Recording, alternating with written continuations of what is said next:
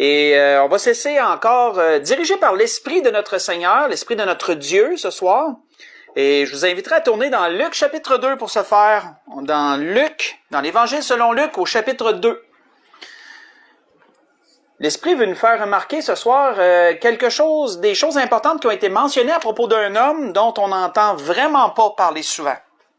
Il n'est pas beaucoup cité dans les messages, mais c'est un homme qui a de belles choses à nous apprendre. Et l'Esprit veut se servir de son exemple ce soir, entre autres choses. Dans l'Évangile selon Luc, au chapitre 2, on va lire à partir du verset 25 jusqu'au verset 35.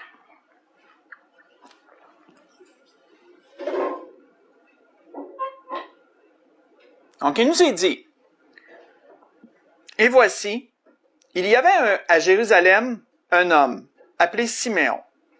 Cet homme était juste et pieux. Il attendait la consolation d'Israël, et l'Esprit Saint était sur lui.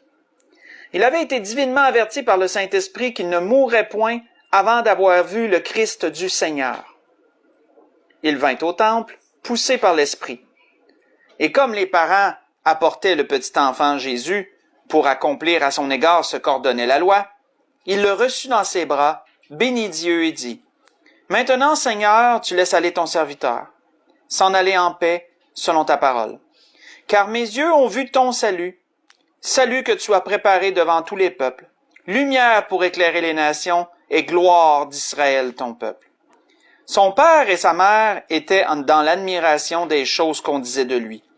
Siméon les bénit et dit à Marie sa mère, « Voici cet enfant est destiné à amener la chute et le relèvement de beaucoup en Israël, et à devenir un signe qui provoquera la contradiction.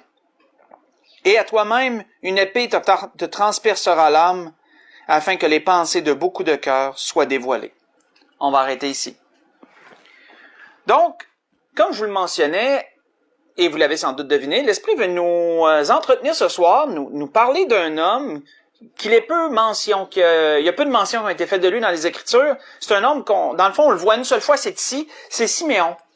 Siméon est un homme qu'on entend parler seulement à cet endroit, qui a eu la grâce de tenir l'enfant Jésus dans ses bras et de pouvoir prononcer prophétiquement des paroles de Dieu avant de remettre l'enfant à ses parents, et ensuite il s'en est allé et probablement qu'il est mort dans la joie et dans la paix puisqu'il avait vu le salut de Dieu. Mais il nous est mentionné à propos de cet homme 4 choses qui un peu le définissaient. C'est ce que Luc un peu nous dit. Des choses qui définissaient Siméon, et l'Esprit veut attirer notre attention sur ces choses parce qu'elles devraient aussi définir chaque chrétien. Quand on regarde au verset 25, verset 26, verset 25, on le relit, il nous est dit, « Et voici, il y avait à Jérusalem un homme appelé Siméon. » Et là, il est dit ensuite 4 choses de lui. Il est dit que cet homme était juste, que cet homme était pieux, que cet homme attendait la délivrance, attendait la consolation d'Israël, et que l'Esprit Saint était sur lui. D'autres versions disent en lui, mais on comprend qu'il y avait l'Esprit de notre Seigneur. Ces points, frères et sœurs, sont importants à relever. Si nous regardons par exemple le premier, où la Bible nous dit qu'il était juste. C'était un homme juste. Que veut dire la justice? Que veut dire être juste? Selon le dictionnaire, être juste, c'est qui est conforme au droit, à la raison et à la justice. En d'autres mots, être juste, c'est d'avoir des rapports avec autrui basés sur l'honnêteté, basés sur la vérité. Être juste, c'est d'être droit envers tout le monde. C'est de pas user de dissimulation envers personne, de pas avoir comment je pourrais dire, de choses à être reprochées de, être reconnu droit par les autres. Et ça, frères et sœurs, être juste devrait être un élément que chaque chrétien a, et que chaque chrétien devrait être reconnu comme tel. que quand on parle de telle personne ou de telle personne, si c'est un enfant de Dieu, si c'est quelqu'un qui a reçu Jésus comme son sauveur et Seigneur, ce que les gens devraient être capables de reconnaître à propos de cette personne-là, c'est de dire, cette personne-là est donc bien juste. Elle parle avec justice, elle agit avec justice. Ça rejoint ce que l'apôtre Pierre disait. Sans perdre l'endroit, frères et sœurs, allons voir ce que l'apôtre Pierre disait, parce qu'on va revenir à cet endroit encore. Allons voir ce que l'apôtre Pierre disait dans 1 Pierre chapitre 2. On va voyager comme ça à certains endroits dans la parole. 1 Pierre chapitre 2. Quand on lit à partir du verset 22, qu'est-ce que l'apôtre Pierre disait? Vous allez voir que ça rejoint ce fait, comment que chaque enfant de Dieu devrait être reconnu comme juste. Et pas juste seulement à cause que le Seigneur nous a sauvés et que c'est ceux qui sont sauvés sont déclarés justes devant Dieu à cause de Christ. Pas juste seulement dans ce sens, juste dans la vie, dans les actions. On voit que l'apôtre Pierre disait, la 1 Pierre 2, à partir du verset 22, en parlant de Jésus, il disait, lui qui n'a point commis de péché, et dans la bouche duquel il ne s'est point trouvé de fraude. Lui qui injuriait ne rendait point d'injure, maltraité ne faisait point de menaces, mais qui s'en remettait à celui qui juge justement. Lui qui a porté lui-même nos péchés en son corps sur le bois, afin que, morts au péché, nous vivions pour la justice. Lui par les meurtrissures duquel vous avez été guéris, car vous étiez comme des brebis errantes, mais maintenant vous êtes retournés vers le berger et le gardien de vos âmes. Qu'autrement dit, ce que l'apôtre Pierre amenait, c'est que nous avons, frères et sœurs, été sauvés pour vivre dans la justice. Jésus a été pour chacun de nous un modèle de justice. Et donc, par ce fait même, tout ce qui est droit, ce qui est raisonnable et ce qui est juste, ce qui est de justice, devrait se retrouver dans nos vies. On voit que l'apôtre Paul avait dit à Timothée ces paroles qui peuvent encore nous rejoindre en ce sens. Il lui avait dit, fuis les passions de la jeunesse et recherche la justice. Première chose, recherche la justice, la foi, la charité, la paix avec ceux qui invoquent le Seigneur d'un cœur pur. Dans 2 Timothée, chapitre 2, verset 22. Chaque personne qui professe d'être chrétien devrait être reconnue comme telle par son entourage. Peu importe si ça nous désavantage, celui qui est juste va faire ce qui est raisonnable, ce qui est droit, même si ça va le désavantager, même si ça va lui nuire d'une certaine façon. Il va dire la vérité, il va agir selon la droiture, et ainsi sera reconnu comme quelqu'un de juste. Nous voyons que Siméon était reconnu comme quelqu'un de juste, frère et sœurs. Pourquoi? Parce que ses rapports avec son entourage lui donnaient ce titre. Il avait des rapports honnêtes, certainement, avec ses semblables. Certainement que c'était un homme qui avait des bons rapports avec les autres, qui était honnête, qui disait la vérité, et il était reconnu comme juste. Donc, il nous a dit ceci. Cet homme était juste. Mais il nous a dit quoi? Il nous a dit qu'il était également pieux. Il était pieux. Quand nous regardons encore selon le dictionnaire, qu'est-ce que la piété? La piété nous dit, c'est qu'il y a de la pieux, ça veut dire qu'il y a de la piété qui est attachée aux croyances, aux devoirs et aux pratiques de la religion. Autrement dit, frères et sœurs, la relation que Siméon avait avec Dieu était basée sur l'obéissance à sa parole. Elle était basée sur son attachement au commandement de Dieu. Dans toute sa vie, dans toute sa pratique. Frères et sœurs, celui qui fait profession de servir le Seigneur sera quelqu'un de pieux. sera quelqu'un qui sera attaché. C'est quoi la religion? Et on parle pas des noms, parce que vous savez, religion peut avoir plusieurs définitions, et malheureusement, c'est un mot qui est très galvaudé, il est très mal utilisé. Quand on parle de religion dans son vrai sens, c'est un ensemble de pratiques. C'est ça une religion. Quelqu'un qui fait un ensemble de pratiques dans le but d'adorer suit une religion. Frères et sœurs, nous, si on le prend dans cette définition pure et originelle de ce mot, nous pratiquons une religion, frères et sœurs. Pourquoi? Parce que ceci est un ensemble de pratiques auxquelles nous sommes attachés, auxquelles nous avons adhéré. Et nous nous efforçons de mettre en pratique les choses qui y sont mentionnées. Pourquoi? Parce que Dieu nous a laissé, par le biais de son esprit, une marche à suivre. La parole de Dieu, par tous les grands hommes qui ont écrit, qui ont répertorié les paroles de Dieu, cette parole est une marche à suivre. Nous pratiquons dans ce sens une religion. Et être pieux, c'est d'être attaché aux points qui englobent ce fait, frères et sœurs.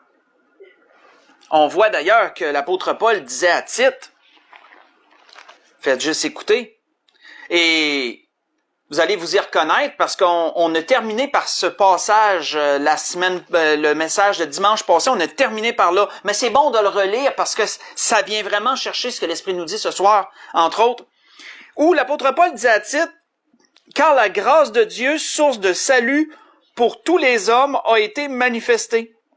Elle nous enseigne à renoncer à l'impiété et aux convoitises mondaines et à vivre dans le présent siècle selon la sagesse, la justice et la piété, en attendant la bienheureuse espérance et la manifestation de la gloire du grand Dieu et de notre Sauveur, Jésus-Christ.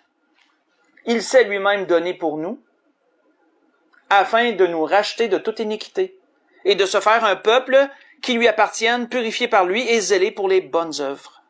Ce que je vous ai lu, c'est dans Tite chapitre 2, j'ai lu à partir du verset 11 jusqu'au verset 14. Alors, frères et sœurs, le Seigneur nous a sauvés pour que nous vivions dans la justice, mais aussi dans la piété. C'est d'ailleurs l'apôtre Paul qui avait encore dit à Tite ceci en relation avec ce dont on parle. Il avait dit, « Pour toi, homme de Dieu, fuis ces choses et recherche la justice, la piété, la foi, l'amour, la patience, la douceur. » Dans 1 Timothée 6, verset 11. Et il y a plusieurs endroits, frères et sœurs, où l'apôtre Paul, surtout,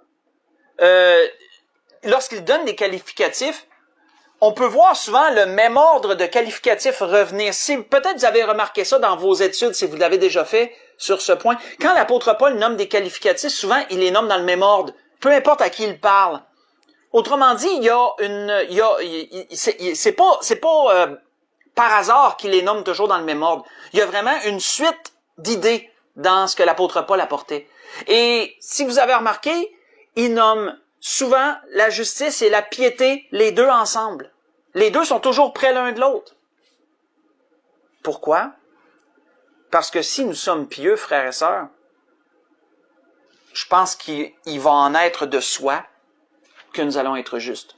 Si nous pratiquons, si nous sommes attachés au commandement de notre Seigneur, et si nous pratiquons sa parole, que nous vivons dans la piété, ben c'est sûr que nos actions ne pourront pas être injustes.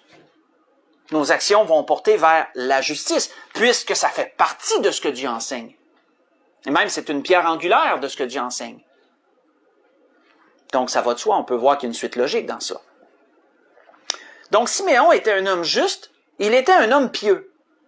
Mais, que nous est-il dit aussi? Ça nous est dit qu'il attendait la consolation d'Israël. Et ça, frères et sœurs, quand on y pense, c'est pas banal que Luc ait spécifié que Siméon attendait la consolation d'Israël. Parce que, frères et sœurs, quand on attend quelque chose, ça a du poids. Autrement dit, on n'attendra pas n'importe quoi. On va attendre. Quand je méditais sur ce que l'Esprit nous donne ce soir, je me disais, qu'est-ce qui fait qu'on va attendre quelque chose? Là, je me mettais en situation. Puis, je laissais l'Esprit me brasser tout ça dans ma tête, amener tout ça dans ma tête. Puis je peux ressortir, personnellement, 3 choses qui nous font attendre. Quand on décide d'attendre après quelque chose, pourquoi qu'on va attendre? Ben, premièrement, c'est parce qu'on y croit. On croit au succès de la chose en question. On croit en la personne. Si un inconnu que vous ne connaissez pas va vous dire d'attendre après lui, mettons, ben ça se peut que ça l'est pas. L'attente sera peut-être pas la même que si votre ami le plus fidèle vous dit « Attends-moi, je m'en viens ». Je pense que ça sera pas la même attente, hein. Peut-être que la première personne que je vous ai cité en exemple, que vous connaissez pas puis qu'elle vous a dit d'attendre, ben peut-être qu'après 1 minute, 2, vous allez peut-être vous dire, ouais, tu sais, je le connais pas, lui, je sais pas si, je peux-tu me fier, je sais pas. Ça se peut que vous l'attendiez pas ben longtemps. Mais si votre meilleur ami, là, que vous connaissez bien, là, vous dit, attends-moi, je m'en viens, ben, je vous garantis que vous allez passer 15 minutes ou 20 minutes là, puis vous allez continuer à l'attendre. Parce que vous avez confiance en lui, vous croyez en cette personne-là. On n'attend pas n'importe quoi pour n'importe quelle raison, frère et sœur. Si on attend aussi, il y a une autre raison pour laquelle on attendrait, c'est parce qu'on souhaite ou on désire quelque chose. Hein, s'il y a quelque chose qu'on veut depuis longtemps, ben on va l'attendre. S'il y a une personne qui nous aime ou qu'on aime beaucoup, puis qui dit qu'il va venir nous visiter, ben on va l'attendre. Puis on va l'attendre. Puis on va l'attendre.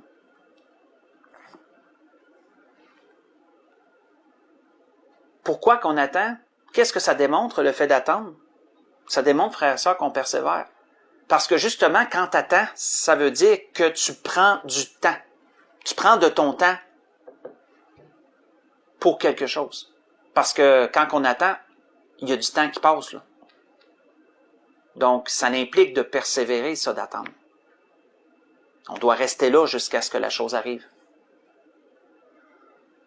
Frères et sœurs, quand on prend toutes ces choses en ordre d'idée, puis qu'on voit ensuite, qu'on relit ensuite ce que Siméon, il est dit à propos de Siméon, quand il nous a dit, il attendait la consolation d'Israël, ben ça nous démontre que il y avait, depuis sa naissance, on ne sait pas quand, on peut pas trop extrapoler, mais depuis qu'il avait été enseigné, depuis sa jeunesse, qui avait été enseigné dans les prophéties bibliques, dans la parole de Dieu, ben, qui avait entendu dire qu'il y avait un sauveur qui allait venir, ben, il l'attendait. Il l'attendait. Vous voyez que un exemple dans la parole, si vous voulez, qu'on peut voir, non, je vais aller vous citer juste le début. Faites juste écouter. Un exemple dans la parole qui nous démontre ce fait, et un peu ce que je viens de vous dire, les points que je viens de vous dire, qui impliquent d'attendre. C'est parce qu'on croit, autrement dit, quand on attend, c'est parce qu'on croit en la personne ou en la chose. C'est parce qu'on la souhaite, on la désire, et parce qu'on persévère aussi dans ces choses-là. Un bon exemple, il nous est dit à propos d'un endroit particulier qui s'appelle la piscine de Bethesda. Qu'est-ce qu'il nous est dit à propos de celle-là? Il nous est dit, « Or, à Jérusalem, près de la porte des brebis, il y avait une piscine qui s'appelait en hébreu Bethesda, et qui a 5 portiques. Sous ces portiques étaient couchés un grand nombre de malades, des aveugles, des boiteux, des paralytiques. Et qu'est-ce qu'ils faisaient tous ces gens-là autour de la piscine? Ils attendaient. Ils attendaient, qui attendaient le mouvement de l'eau, car un ange descendait de temps en temps dans la piscine et agitait l'eau. Et celui qui descendait le premier après que l'eau ait été agitée était guéri, quelle que soit sa maladie. Il nous a dit ça dans Jean chapitre 5, verset 2 au verset 4. Donc, on peut s'imaginer que tous ces hommes-là, qui étaient autour de cette piscine et qui devaient rester attentifs au remuement de l'eau, si jamais qu'elle remuait sans que personne n'y ait touché, tout de suite, ils devaient se dépêcher à sauter dedans, puis le premier qui réussissait à sauter dans l'eau, à toucher l'eau, ben, il était guéri. Ben, frères et sœurs, il fallait qu'ils y croient. Il fallait qu'ils désirent vraiment pour rester là, sûrement qu'ils restaient pas là 1 heure par jour, puis après ça, ils s'en allaient chez eux, là. Probablement, il y en a qui couchaient là. Il y en a qui vivaient sans doute aux côtés de cette piscine-là, là. jusqu'à temps qu'il soit guéri. Donc, il croyait, il désirait, il souhaitait vraiment, puis il fallait qu'il persévère aussi. Il pouvait pas rester là une journée et dire « Ah, moi, je suis tanné, j'ai pas réussi. » Non, si tu voulais être guéri, ben, il fallait que tu fasses, il fallait que t'attendes. Il fallait que t'attendes parce qu'il devait pas être, il devait y avoir plusieurs personnes, puisqu'il nous a cité un paralytique à cet endroit, puis qu'il dit, moi, j'ai personne pour me jeter dans l'eau, puis quand Jésus a passé, qu'il l'a vu, il savait que ça faisait très longtemps qu'il était malade. Et ça faisait sans doute très longtemps qu'il attendait là, mais il n'y avait pas d'aide. Donc, on peut voir, ça nous définit pas mal c'est quoi attendre. Qu'est-ce que ça l'implique? On voit d'ailleurs que qu'est-ce qui a été dit à propos de nous dans ce sens. Sans perdre l'endroit, tournons dans Philippiens 3. Tournons dans Philippiens 3 et allons voir ce que l'apôtre Paul a dit aux Philippiens, mais qui nous rejoint nous aussi dans ce sens. Ça nous rejoint nous aussi. Philippiens chapitre 3 à partir du verset 17.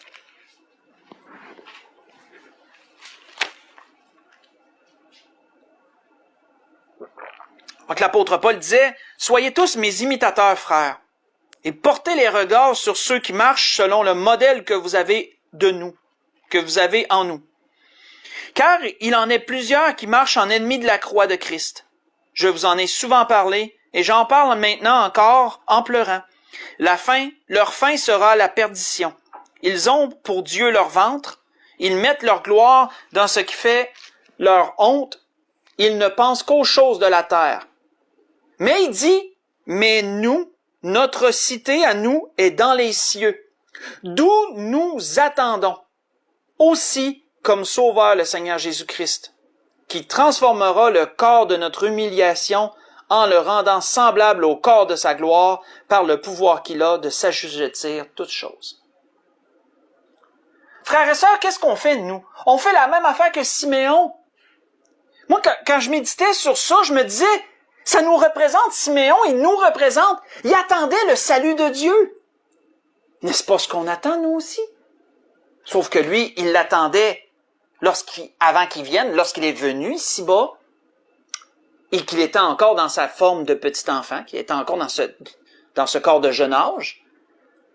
Nous l'attendons, il est adulte, il est mort, il est ressuscité, il est à la droite de Dieu, et il nous a promis qu'il va revenir. Donc, comme Siméon, on fait la même chose. On attend. Mes frères et sœurs, qui seront vraiment capables d'attendre? Ce seront ceux qui vont y croire, ce seront ceux qui vont le désirer, qui vont le souhaiter, et ce seront ceux qui auront persévéré. C'est ceux-là, frères et sœurs, qui vont vraiment démontrer qu'ils attendent le Seigneur.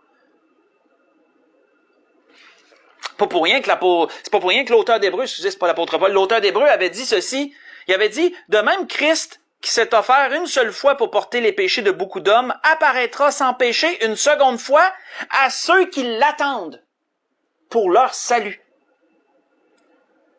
Moi, frère, ça me fait réfléchir, ce verset-là de l'auteur d'Hébreux, parce qu'il nous est dit qu'il va apparaître une seconde fois à ceux qui l'attendent. Qu'est-ce qui arrive si quelqu'un ne l'attend plus? Il va apparaître à ceux qui l'attendent. Donc, frères et sœurs, comme Siméon, nous devons être des gens qui sont justes, qui sont pieux et qui attendent le salut d'Israël. Lui attendait la consolation d'Israël, nous attendons le retour de notre Seigneur, notre salut, notre délivrance de cette terre, de tout ce qui se passe. Mais il y a une quatrième chose qui est vraiment démonstrative, c'est que la Bible nous dit que l'Esprit était sur lui. Et ça dit beaucoup de choses, ça, frère et sœur. Parce que on pouvait voir l'influence de Dieu, on pouvait voir l'influence que Dieu avait sur cet homme par la présence du Saint-Esprit qui est en lui. C'est à cause que l'Esprit était sur lui que cet homme était ce qu'il était.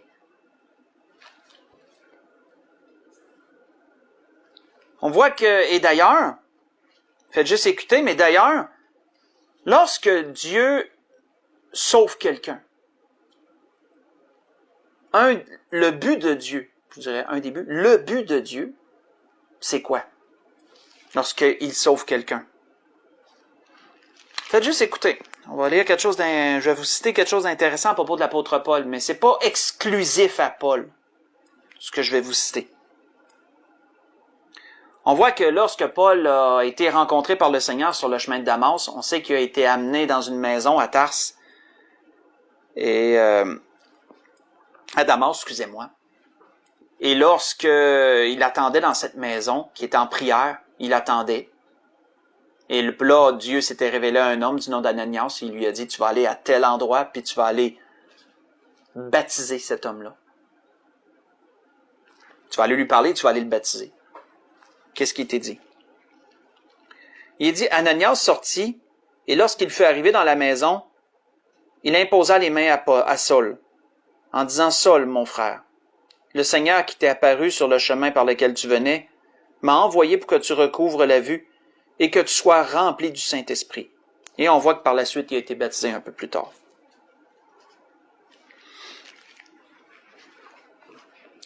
Mais il nous a dit quoi? Il a dit, frères et sœurs, qu'il a été envoyé pour qu'il recouvre la vue et qu'il soit rempli du Saint-Esprit. N'est-ce pas, frères et sœurs, le but de Dieu pour chaque chrétien? Oui. Le but de Dieu pour chaque chrétien, frères et sœurs, c'est que nous soyons remplis du Saint-Esprit. Comme pourrait dire Ananias, où il nous a spécifié que l'Esprit reposait sur lui. Et qu'est-ce que ça faisait, ça, que l'Esprit reposait sur lui?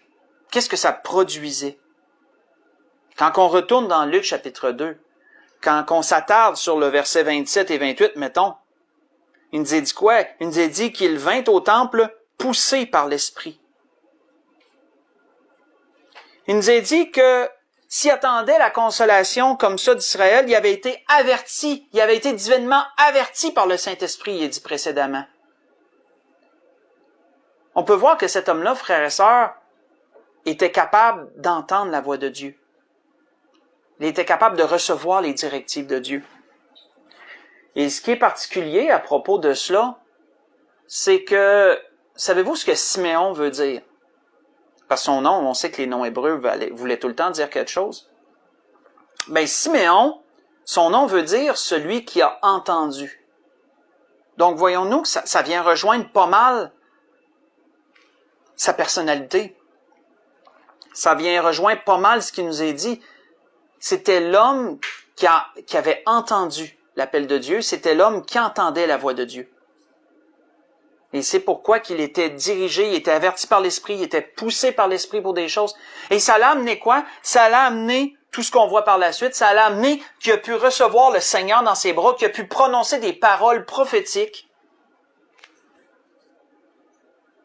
Et qu'ensuite, qu'il est mort dans la joie. Ça l'a amené toutes ces choses, frères et sœurs.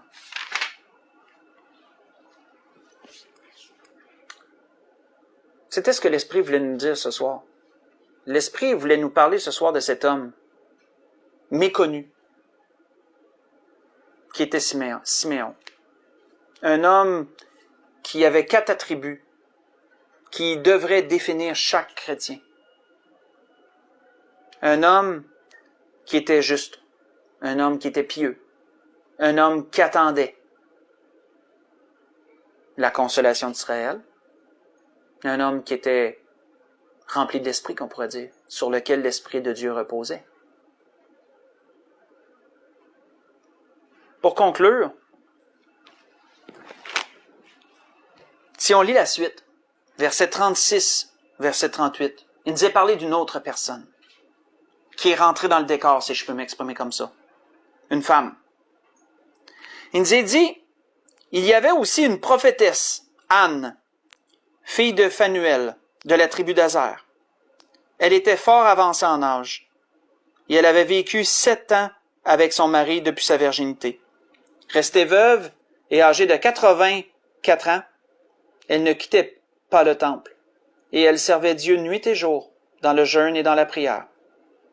Étant arrivée, elle aussi, à cette même heure, elle louait Dieu, et elle parlait de Jésus à tous ceux qui entendaient la délivrance, à tous ceux qui attendaient la délivrance de Jérusalem.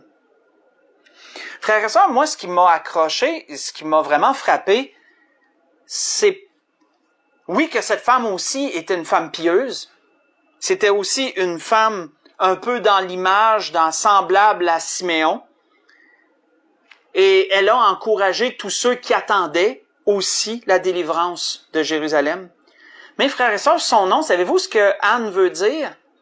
Anne veut dire grâce. Et ça, moi, frères et sœurs, quand on regarde, mettons, je vais conclure là-dessus, quand on regarde le nom de Siméon qui voulait dire celui qui a entendu, et le nom de Anne qui veut dire grâce, moi, je sais pas, je joins ça ensemble, puis je me dis que celui qui est capable d'entendre la parole de Dieu, qui est capable d'entendre Dieu lui parler, il va avoir la grâce de Dieu qui va reposer sur lui. Moi, je fais comme une suite logique de ça, une interprétation dans un certain sens de ça. Et après avoir entendu la voix de Dieu, vient la grâce, autrement dit. Et je trouve ça beau de le voir de cette façon-là. Et c'était ce que l'Esprit voulait nous donner ce soir. Donc, j'espère que vous passerez un bon restant de semaine. Je vous aime. Persévérez. Demeurez fermes. Et démontrons, frères et sœurs, qu'on attend. Démontrons que nous attendons le Seigneur. Parce que le Seigneur revient bientôt. Et souvenons-nous qu'il va apparaître à ceux qui l'attendent. Bon restant de semaine. Que le Seigneur vous bénisse et qu'il vous garde en toutes choses.